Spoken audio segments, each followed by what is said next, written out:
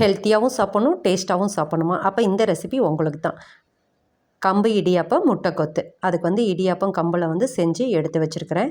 தாளிக்கிறதுக்கு பார்த்திங்கன்னா கொஞ்சமாக எண்ணெய் ஊற்றி கடுகு, கடலப்பருப்பு, உளுந்து போட்டு தாளிச்சிக்கலாம். கட் பண்ணி வச்சுருக்கிற வெங்காயம், சீவி வச்சுருக்கிற கேரட்டு, பீன்ஸு, குடமிளகா, 1 ஸ்பூன் இஞ்சி பூண்டு பேஸ்ட்டு போட்டு எல்லாத்தையும் நல்லா வந்து வணக்கிக்கலாம். லைட்டாக வணங்கினதுக்கப்புறம் அரைச்சி வச்சுருக்கிற தக்காளி விழுது அதையும் போட்டு நல்லா வணக்கிக்கலாம். மசாலா பார்த்திங்கன்னா மஞ்சத்தூள், மிளகாய்த்தூள், மல்லித்தூள், கொஞ்சம் வந்து சிக்கன் மசாலா, ஜீரகத்தூள், தேவையான அளவு உப்பு போட்டு எல்லாத்தையும் வந்து நல்லா வணக்கி விட்டுக்கலாம். இடியாப்ப ரெசிபி வேணும்னா கமெண்ட் பண்ணுங்கள், இன்னொரு வீடியோவில் போட்டுடலாம். இந்த ஸ்டேஜில் 3 முட்டையை வந்து உடச்சி சேர்த்திக்கோங்க. அதையும் வந்து நல்லா வந்து பச்சை வாசம் போகிற அளவுக்கு நல்லா வணக்கி விட்டுட்டோம்னா நல்லா ஒரு கிரேவி மாதிரி வந்து தயாராகிடுச்சு.